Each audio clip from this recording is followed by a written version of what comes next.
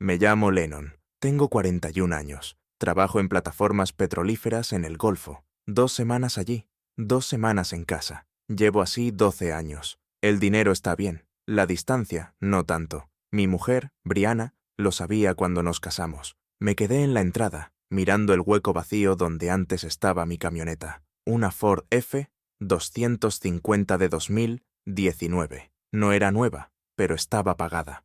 Sin cargas, con toda la documentación en regla. La conduje desde el día que la compré al contado, después de mi primer gran contrato. Brianna me escribió cuando yo aún estaba en alta mar. Dijo que la había vendido. Dijo que necesitábamos el dinero. No preguntó, no esperó. La llamé y saltó el buzón de voz. Volví a llamar. Lo mismo. Abrí la aplicación del banco. La cuenta conjunta parecía normal. Nuestros ahorros parecían normales. Miré la aplicación de traspaso de titularidad, vendida por $22,000. No a un concesionario, sino a un comprador particular en Tucson, Arizona. Nosotros vivimos en Phoenix. Condujo 2 horas para venderla. Probé a llamar una vez más. Bloqueado. Me senté en el escalón de la entrada y respiré hondo. Mi vecino Frank pasó con su perro. No me miró. Le pregunté si había visto algo. Negó con la cabeza y siguió andando. Demasiado rápido. Había visto algo. Entré en casa. Se notaba rara. No estaba desordenada. Simplemente rara. Fui al dormitorio. Su armario estaba medio vacío. Fui al baño. Su maquillaje había desaparecido. Fui a la cocina. La cafetera que le compré la pasada Navidad no estaba. Abrí la despensa. Se había llevado los snacks buenos. Llamé al banco y pregunté si había algún movimiento extraño. Me dijeron que alguien había sacado $5,000 de nuestra cuenta conjunta hacía 3 días. Una retirada en un cajero. Yo estaba en la plataforma. No podía haber sido yo. Pregunté dónde. Me dijeron que en Flagstaff. Eso está a 2 horas al norte. Me senté a la mesa de la cocina. No grité. No tiré nada. Solo me quedé allí sentado. El móvil vibró. Un mensaje de un número que no conocía. Decía, lleva tiempo planeando esto. Me quedé mirando esa frase. No contesté. Me levanté y fui a mi despacho. Abrí el archivador. Saqué los papeles del seguro,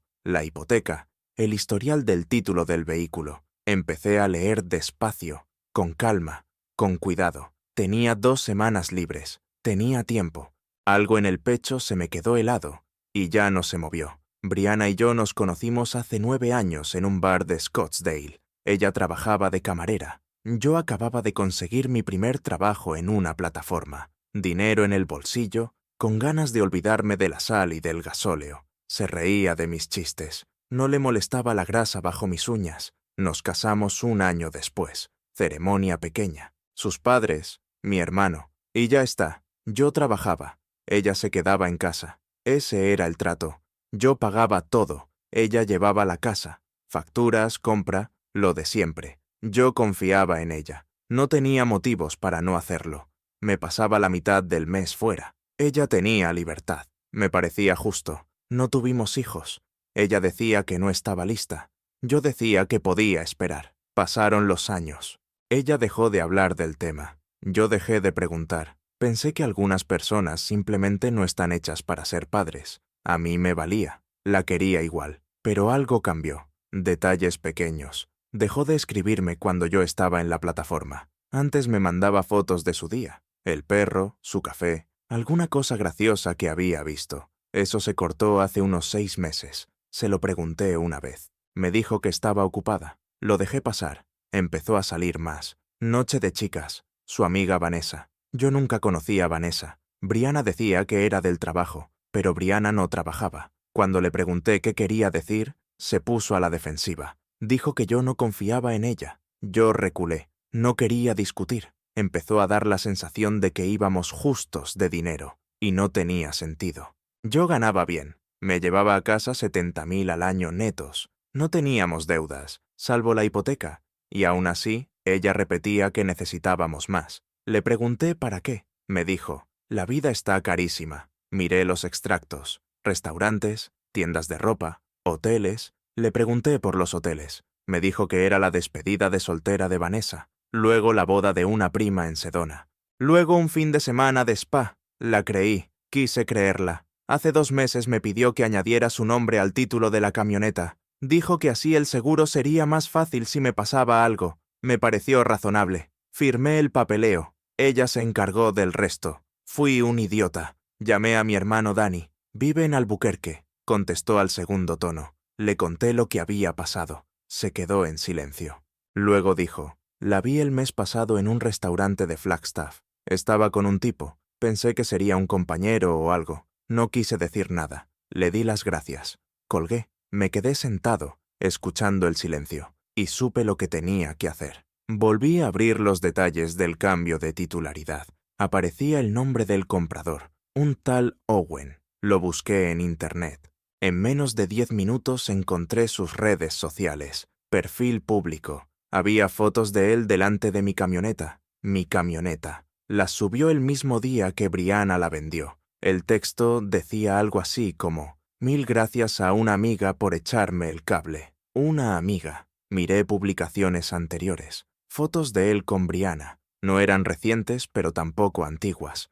De hacía 3 meses. En un bar, en un lago, en algún mirador de montaña. En una de ellas, él la abrazaba por los hombros. Seguí bajando. Más fotos. Fechas distintas. Esto llevaba tiempo. No rompí nada. No grité. Me quedé mirando el móvil. Tenía las manos quietas. La cabeza, fría. Hice capturas de todo. Cada foto, cada publicación, cada comentario que ella le dejaba. Lo guardé todo en una carpeta en la nube. La llamé Pruebas. Llamé a nuestra aseguradora y pregunté por la póliza del coche. Me dijeron que Brianna había llamado hacía 2 semanas y me había quitado como conductor principal de la camioneta. Me dijeron que les aseguró que yo la había vendido. Pregunté por qué no lo comprobaron conmigo. Me dijeron que ella tenía toda la documentación. Les di las gracias. Colgué. Entré en el dormitorio. Abrí su mesilla. Encontré un móvil de prepago. Estaba desbloqueado. Entré en los mensajes. Brianna y Owen.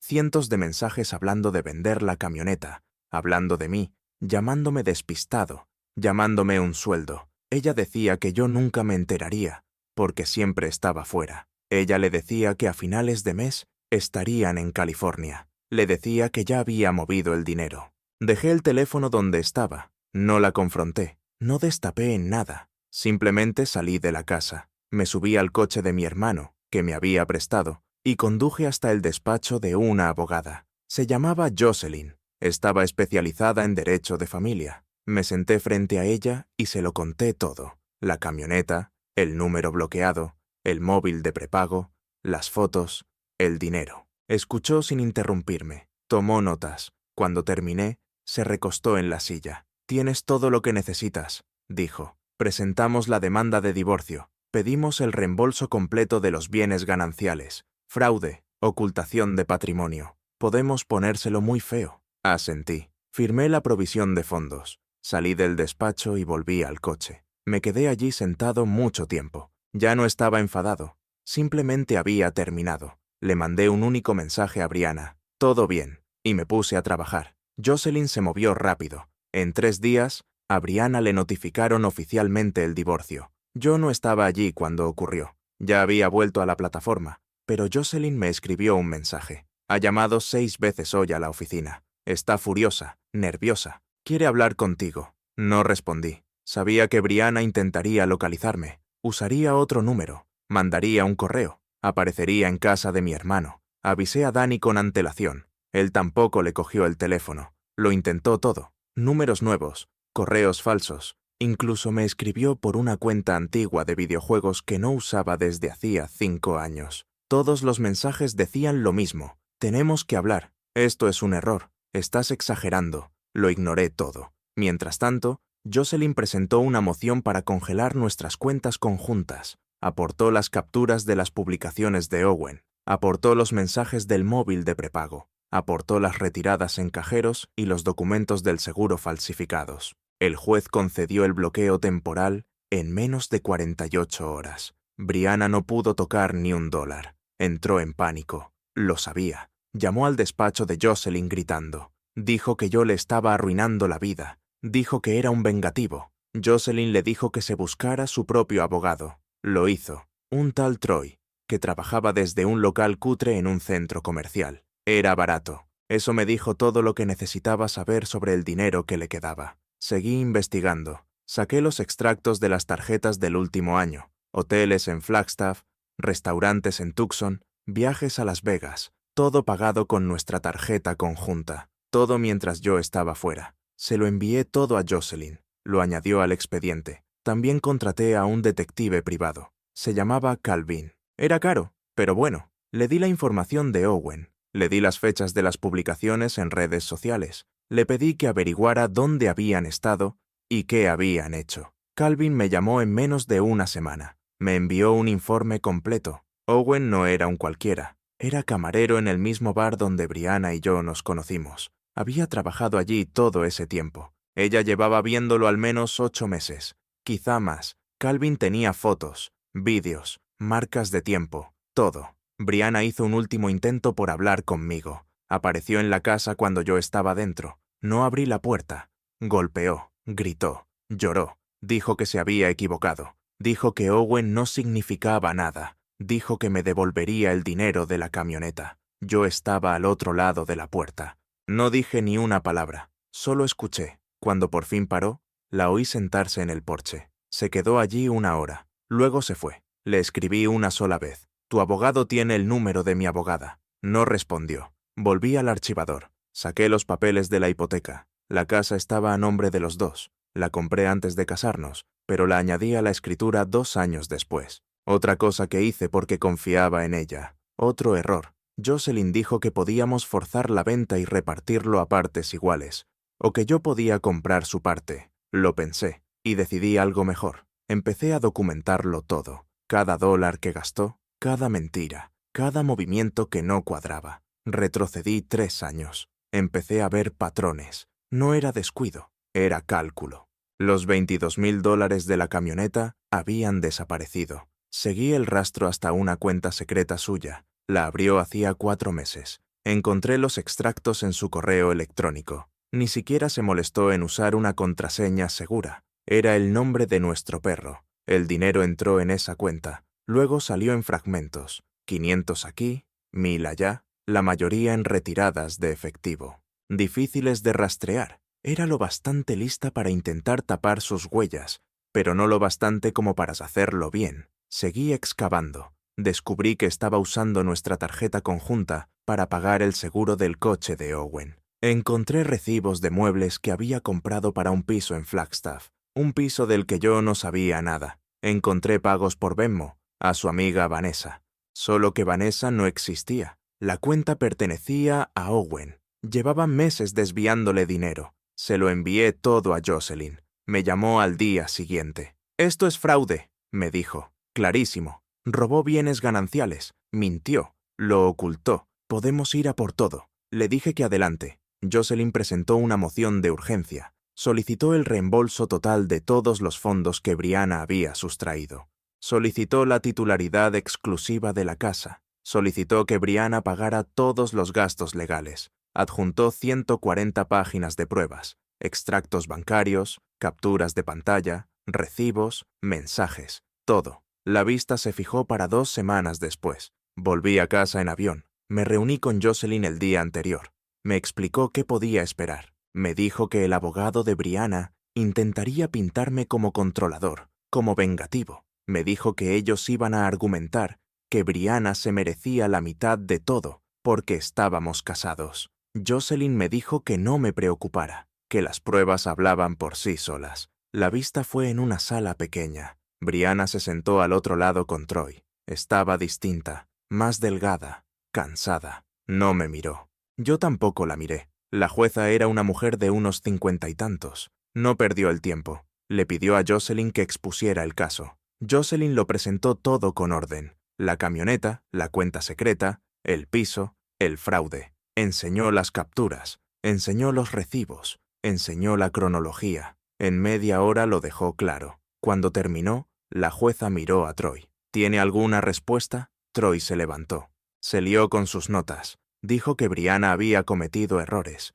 Dijo que estaba emocional. Dijo que el matrimonio ya estaba roto. Dijo que yo la había abandonado por trabajar en alta mar. Dijo que ella merecía compasión. La jueza no parecía impresionada. Se dirigió a Brianna directamente. ¿Vendió la camioneta de su marido sin que él lo supiera? Brianna dudó. Luego dijo, sí. ¿Trasladó el dinero a una cuenta que él desconocía? Sí. ¿Usó fondos gananciales para pagar un piso y mantener a otro hombre? Brianna rompió a llorar. Dijo que no era así. Dijo que estaba infeliz. Dijo que yo nunca estaba en casa. Dijo que se merecía ser feliz. La jueza la dejó terminar. Y luego dijo, eso no le da derecho a cometer fraude. Sentí cómo algo se aflojaba en mi pecho.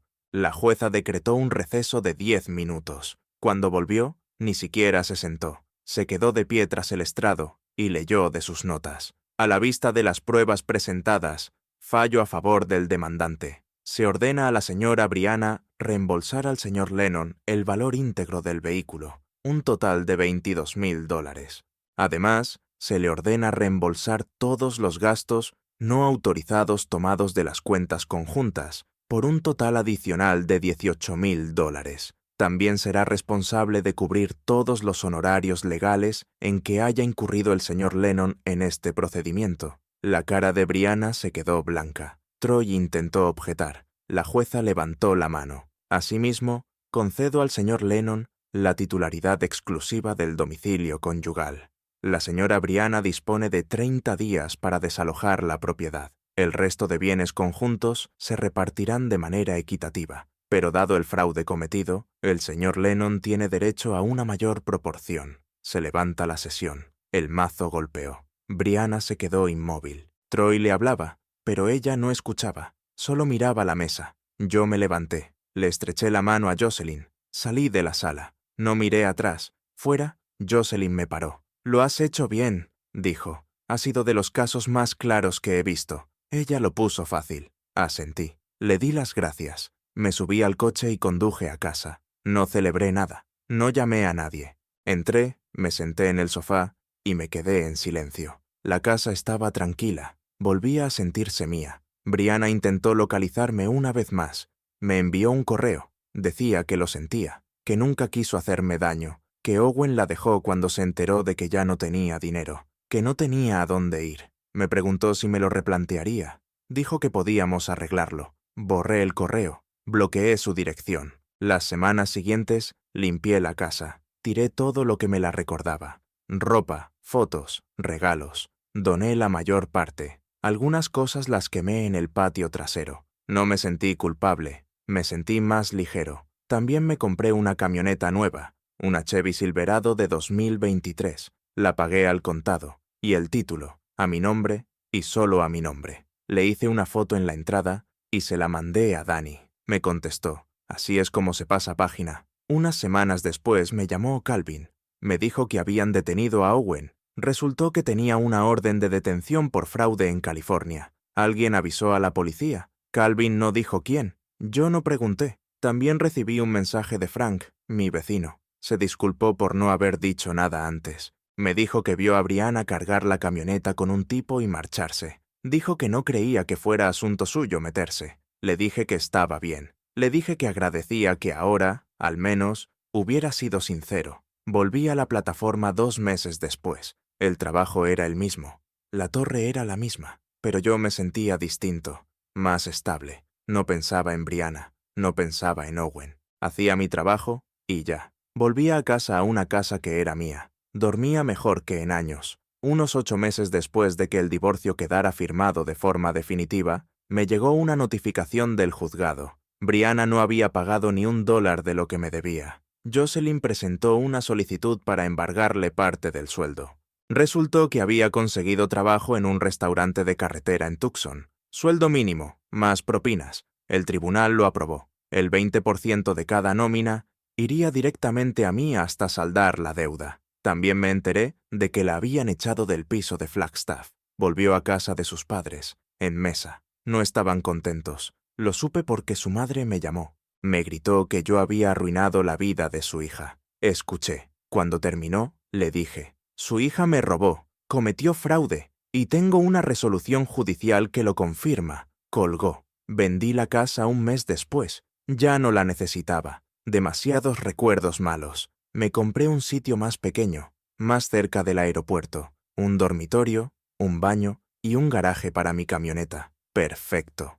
Un día me crucé con la amiga de Brianna, Vanessa, en una gasolinera. Solo que su nombre real no era Vanessa. Era Claire. Trabajaba en el bar con Owen. Se disculpó. Dijo que al principio no sabía que Brianna estaba casada. Dijo que Owen también le había mentido a ella. Dijo que era mala gente. Le dije que eso ya lo sabía. Me llegó una postal de Danny. Estaba en Colorado. Me dijo que estaba orgulloso de mí, que lo había gestionado mejor de lo que él habría hecho, que fuera a visitarlo. Le dije que lo haría. Volví a la plataforma. Trabajé. Ahorré. No salí con nadie. No busqué a nadie. Estaba bien solo. Más que bien. Pasaron 2 años. Terminé de pagar mi casa nueva. Empecé a invertir el dinero que antes me gastaba intentando mantener contenta a Brianna. Hice un viaje a Alaska. Fui a pescar. Vi un oso grizzly. Comí salmón. Y en un momento me di cuenta de algo. Fue el mejor viaje que había hecho en mi vida.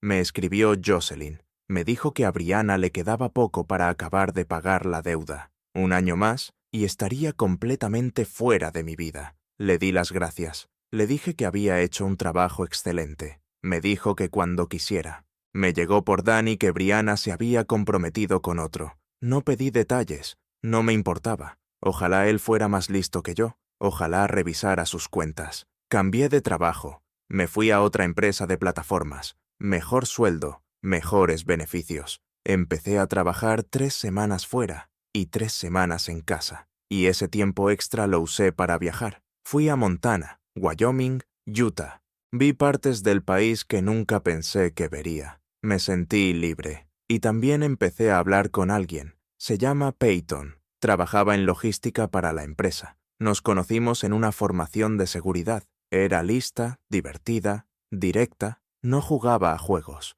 Eso me gustó. Quedamos unas cuantas veces. Nada serio, pero se sentía bien volver a confiar en alguien, aunque fuera poco a poco. Un día pasé en coche por delante de la vieja casa. Vivía una familia nueva, niños jugando en el jardín. El césped estaba más verde de lo que yo jamás lo tuve. Sonreí y seguí conduciendo. A veces pensaba en Brianna, no mucho, solo cuando algo me lo recordaba. Una canción, un sitio, un olor, pero ya no dolía. Era solo un recuerdo, uno malo, sí, pero un recuerdo del que había salido vivo. Brianna acabó trabajando en 3 sitios para mantenerse a flote, después de que el embargo y los gastos legales la dejaran seca. Owen se llevó 18 meses de cárcel por fraude y desapareció el día que salió. Su compromiso se rompió cuando su prometido se enteró del caso y de las mentiras. Sus padres dejaron de hablarle después de que les pidiera dinero y no se lo devolviera. Se mudó a un piso compartido con 2 compañeras